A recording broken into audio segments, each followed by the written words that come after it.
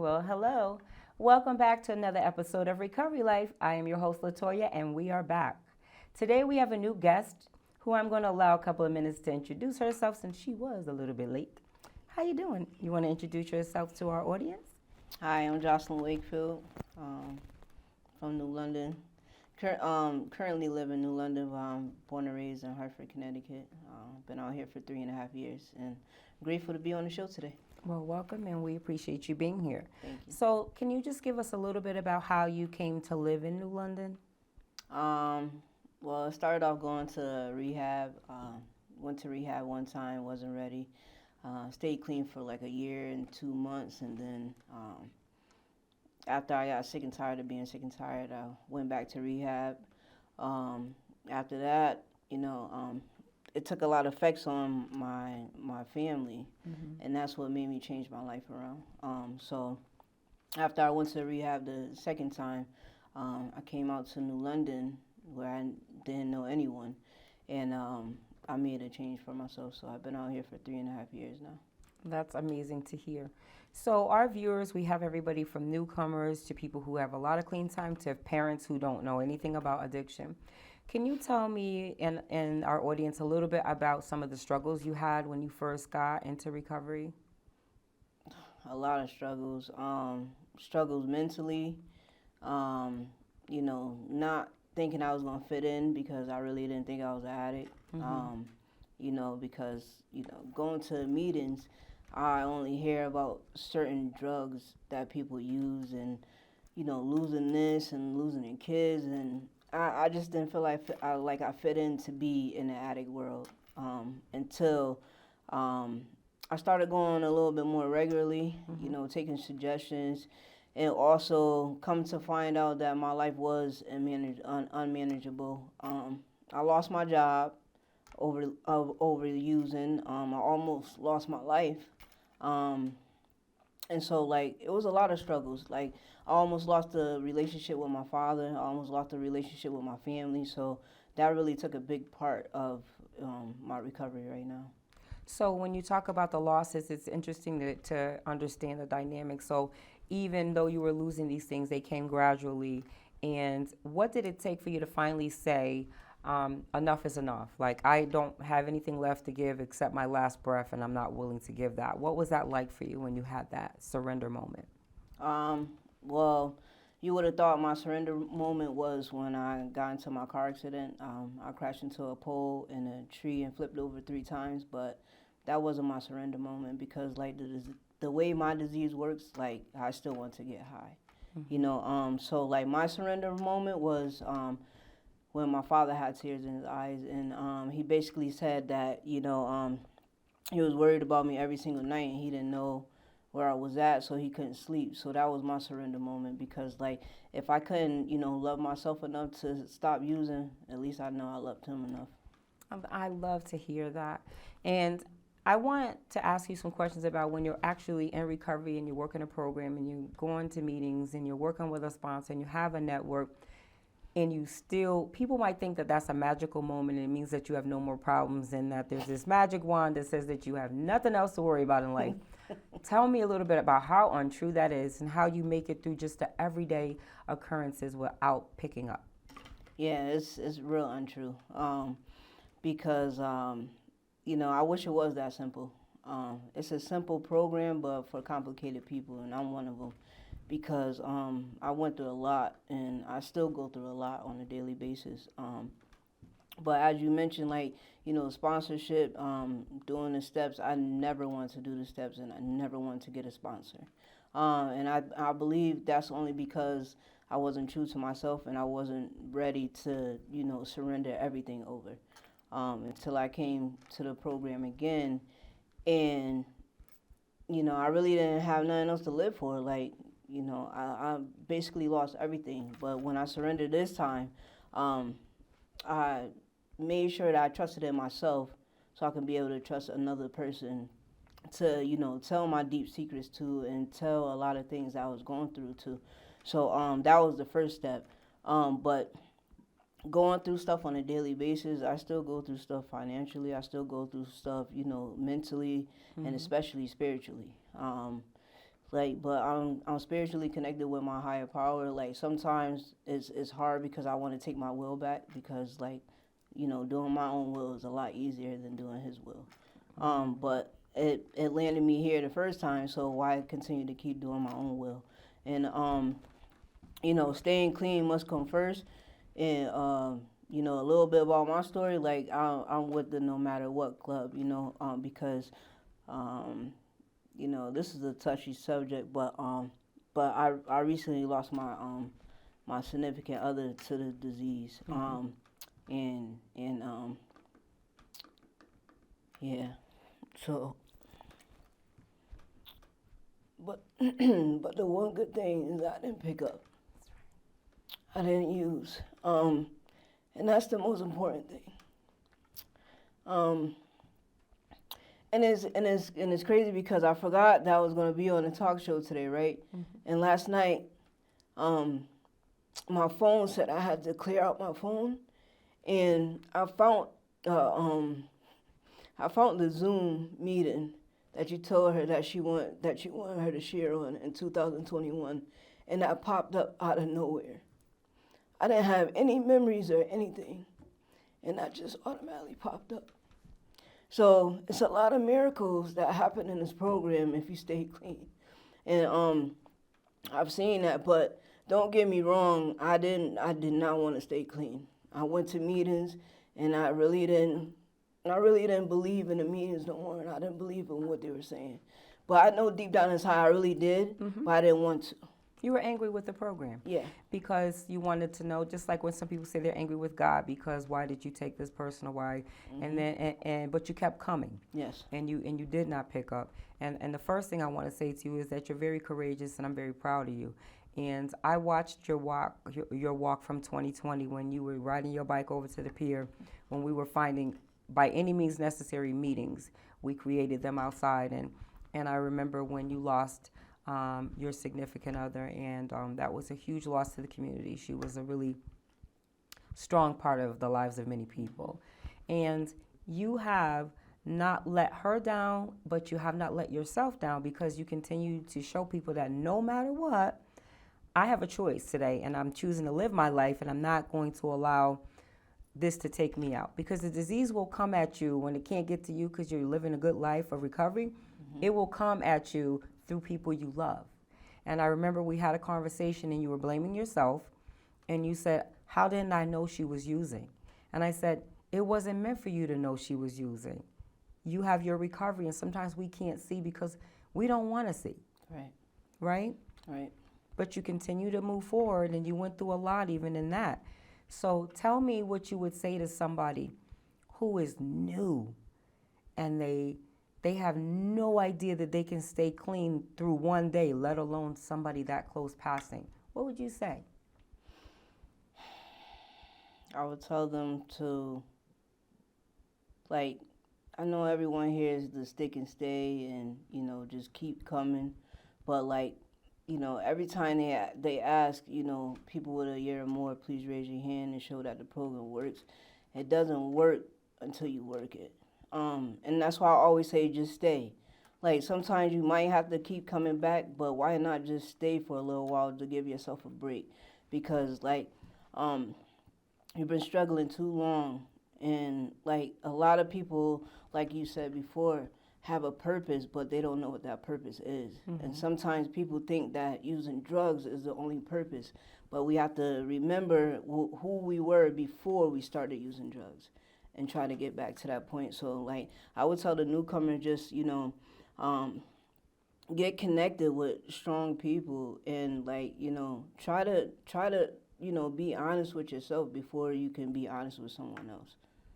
And that's amazing advice to give, because, as we come in with all of these hopes and fears at the same time. And sometimes the fear can overtake the hope, because things are not happening fast enough. Of course, we need it to happen yesterday, like how these plants are there. We would like to see life grow fast like that, right? Grow. And it doesn't work that way. It doesn't work that way. That's why they call it growing pains. Right. Because it hurts to wait, right? Yes. But when the growth starts to happen, it can cause pain as well, because when you grow, you're shedding things. Right. And sometimes it means relationships, people, places, and things have to be removed, and that hurts.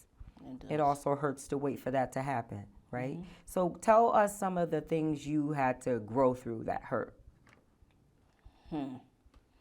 Well, I had to grow through, losing my significant other. I had to grow through, cutting people off, like that I thought that was my friend or my associate, or, because just because we go to meetings and we see a lot of people that have a lot of clean time, sometimes we're not all there for the right reasons. And I had to make sure that I picked the people in my support network, and I had to have a different outlook because obviously I was doing something wrong. Because if they're not there to help me stay clean, then they're going to be there to help me relapse or die. Mm-hmm. So, so like my support network is small now, and I never had a friendship with like, because I really was not able to get along with women. I always got along with men. But like I'm so grateful that I'm in this recovery process because it opened my mind. Like that's why we have the, how it works, honesty, mm-hmm. open-mindedness, and willingness. So I was honest about not, wanting to have those relationships, but I kept my mind open and I was willing to have those relationships to help me become the person I am today. I like that. And I'm happy that you mentioned the word honest, because I got to be honest with the viewers. So I'm sitting here like a building block, because I broke a nail before we got here, and I'm sitting here stiff as a board because I don't want to use my hands, and I usually talk with my hands and move around. But I broke this damn nail while I was in the car just now. It just popped off somewhere, and I couldn't even find it to glue it back on with a little glue. And so I'm sitting here like stuck like Chuck because I don't want to move my hands. But now that I said that, I feel better. You know how like when you're going to share and you're like, I'm nervous, and you feel freedom when you say that? Yes. Well, I broke my nail, so I'm like holding my hands hostage over here on the sides of the chair. So I'm like, anyways, that's over with. But being honest is a huge part of recovery, because even like that small thing that I said, it makes you feel more comfortable with your purpose and where you are in your life and where you are in your recovery. To just be honest and open about your own shortcomings, because it doesn't give the disease the power to work it in your brain and whisper in your ear that you're less than or you're not adequate or your self-esteem. It will feed you lies and tell you that you're not good enough, right? Do you ever have moments where life whispers in your ear that you're not good enough? Mm-hmm. Yes, all the time. Like I just had a moment the other day. Yeah. And sometimes the disease talks louder than I want it to talk. And, I had one of those moments where it was like, it was so much going on, and I had to pull into a parking lot, and I parked, and the tears just started coming out my eyes because I never had a moment like this before where I could taste and smell my drug of choice. Like, it was so powerful. But that's why I'm grateful that I have people that I can call now. That's right. And I call someone instead of, reacting on what the disease is telling me to do and like, oh man, you could do this or you could do that. But I could also, because I can make my own decisions today and I can make the right choices, so I made the right choice to call somebody. Because I want to change and I don't want to die. Like, I'm trying to change my life around, but it starts with the behaviors and it starts with the thought. So, move a muscle, change a thought. Mm-hmm. So, like, I can't keep thinking the same things and expecting different results. Just like, that's insanity, right? Right. So, like, I called someone and I just let everything out, and it felt so much better. It felt so much better to be able to just speak to someone and they just sit there and listen. It's a difference between, speaking to someone and somebody's always over talking you when you really need to share. But when someone is just sitting there and just letting you vent, it's a whole different story, and you feel a lot better because the disease has no control over you no more. So, because sometimes when you hear yourself say it out loud, it takes away the power from the disease and gives you back the power. Right. So earlier when you were talking to us, you said that you had lost faith in the program when you lost your significant other to overdose. And what reignited the flame for your love for recovery? What took the blame off of the recovery and gave you back your power? Well, I was missing meetings. Like I felt more alone. Like I felt alone when I was in the meeting, but I just felt more alone not being in the meeting, if that makes sense. Because I could see that when I'm in the meeting, like I'm in the meeting. Like I feel a lot better. Like I can smile. Like sometimes I didn't want to smile. I didn't want to hug. I'm a hugger and I'm a smiler. But at that moment, I didn't feel like I had that in me no more. So, but the one good thing about it is that, you know, the people that I have in my circle, they never gave up on me. And so I think that played a major part right there because, you know, I never had that support before. Like I started out in Hartford, you know, I only had like a few people that I could count on my hand that gave me that type of support. So like, you know, coming into this NA thing and we hear about how the NA is supposed to be unity, but we love that though. You know, we love the unity and that's what I needed. That's why I needed to bring me back to the meetings and that's what I had because people still reached out to me when I didn't want them to. Right. They're going to be intrusive with the right. love. and I love that. And I love that. And it was like, oh, we're still waiting for you. So when I came back, like I still felt like I never left. Well, I'm glad that you shared that. We usually don't say the name of the fellowship, but I didn't tell you that ahead of time. Sorry about that. But that's okay. You don't have to apologize. It is natural. Only because we don't promote. You know, the literature says we don't promote. Yes. But I understand the love of the fellowship, and I understand it's the family. I tell people all the time, it's the only place where you could build the family you want to have. Right. You know, and so when you are away, you do miss it, even though you were sitting there mad and rolling your eyes at us, and you was like, stop loving me, leave me alone, but you was doing it right there with us until you actually, you know, so the fact that you give back and you're able to show up and to give a piece of yourself even when you don't feel like you have enough for yourself. What do you do to reboot to make sure that you are spiritually and emotionally connected? I go to church.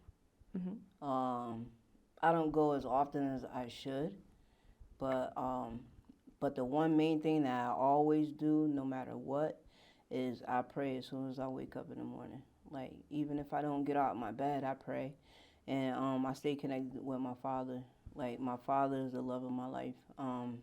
He's 85 years old, but that man walks faster than me.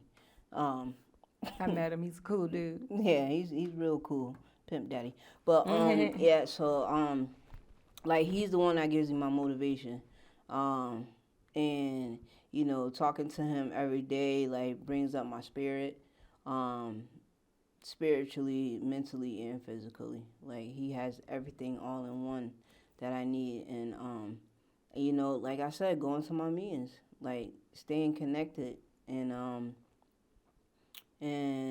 like going to the sober houses and speaking to the women, that means a lot because I missed out on that too when I was going through that phase. Like I stopped connecting with a lot of people, and but like I miss going there and you know telling them that it's okay.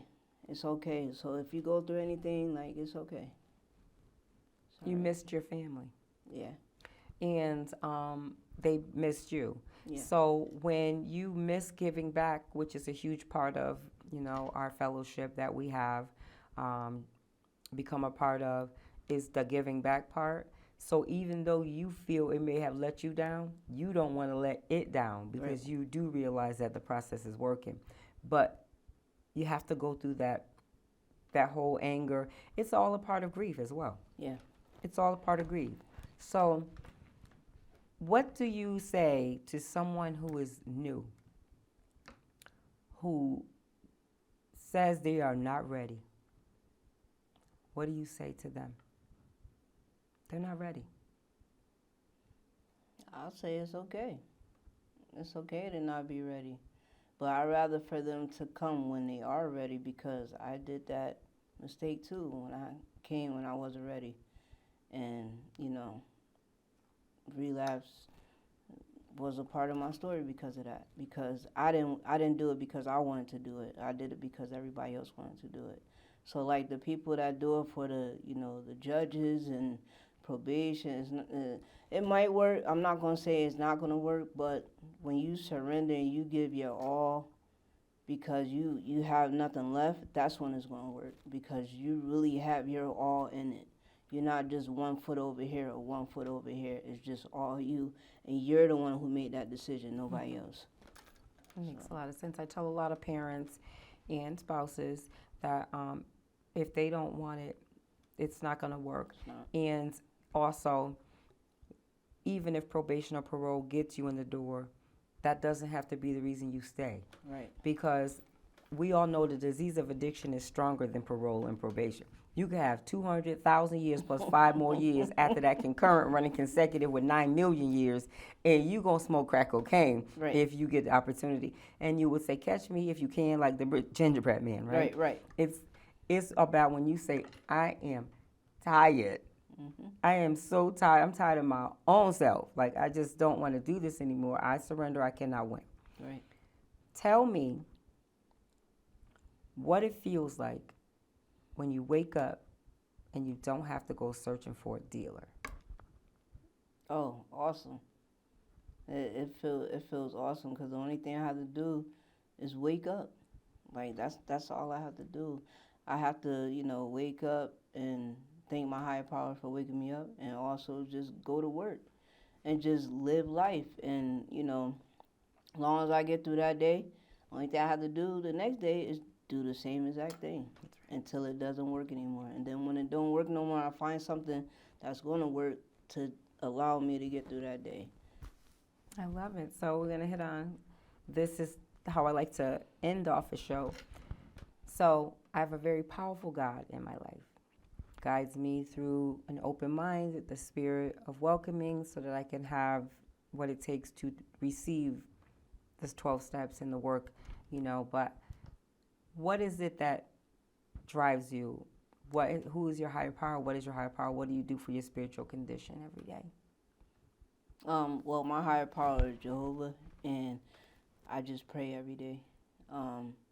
And the one thing I love, when I'm down and out, or like I'm upset, or, sometimes breathing will help, but it really doesn't work for me. It might work for someone else, mm-hmm. But I say my serenity prayer, because I learned that from, going to rehabs and stuff. So like, if I go through anything, I say my serenity prayer, sit there for a minute, and allow my higher power will to take back over, because obviously my will is trying to fist fight with his will and my will. So I have to allow him to take my will back and just grab the will again. So that's what I do on a daily basis. I like that. So do you find that surrendering is easier than holding on? No. No, not at all. Okay. It's a struggle. But, I found out that, we have two acronyms of fear. Fear everything and recover, or fuck everything and run. So I chose to fear everything and recover, because fear turns into faith for me. Oh, I love that. I like that. So when we talk about faith, believing that it can get better, mm-hmm. right? Believing that it can get better. Because you can actually have faith that things are terrible. I got faith that this ain't going to work, mm-hmm. which is just completely a waste of a really beautiful thing, right? So I would like for you to give our viewers about 2 minutes of hope. 2 minutes of hope. Mm-hmm. All right, so, well, my hope is, what definition of hope? Your idea of hope. Okay. What is that? Well, my idea of hope is being able to stay clean every day. My hope is, having a life that I never thought I would have before. My definition of hope is, just graduating from my class and never knew that I could have this type of job ever or have a certificate from the state. Like, I never thought I was worthy of that. But, I didn't lose the hope and I didn't lose the faith. And my hope, my hope is, being able to be a motivational person that I am to help not just women but men as well that struggle on a daily basis, and to just reach out to that one person. Hopefully what I spoke about today can help one person. If it helps one person, I'll be so grateful that it helped one person, because there is hope in recovery. There is hope in life, and it's another side of life out there if you just give it a try. Because I'm a living testimony of that. Like, no matter how bad my days are, like, it's always good as long as I don't pick up. And and also my hope is that I can live on that legacy of my significant other, and live on her purpose as well as living on my purpose. So that's my hope. Thank you so much, and thank you for being here today and taking time out of your day to join us today. We appreciate you. From Middletown. And she drove all the way to Middletown. I don't know where she got that from, because it certainly wasn't us, was it? We've been in the same place for 10 years, right, y'all? See, you can't hear them, but they told me to tell you, yeah, Josyln, we've been here for 10 years. Girl. So also, I wanted to give a shout out, and it's terrible because I don't remember the name, but there's a new coffee shop in East Hartford that we will be showing up and supporting. The next time we film, I'm going to have the address and the name of the coffee shop. But if you Google grand opening of a new coffee shop, it just opened on Friday. You'll see which one I'm talking about, but please make sure you support. And I really just wanted to say, please keep the faith and keep hope. And surrender is beautiful. It does not mean you lost. It means you won. Thank you for joining us on another episode of Recovery Life. Ciao.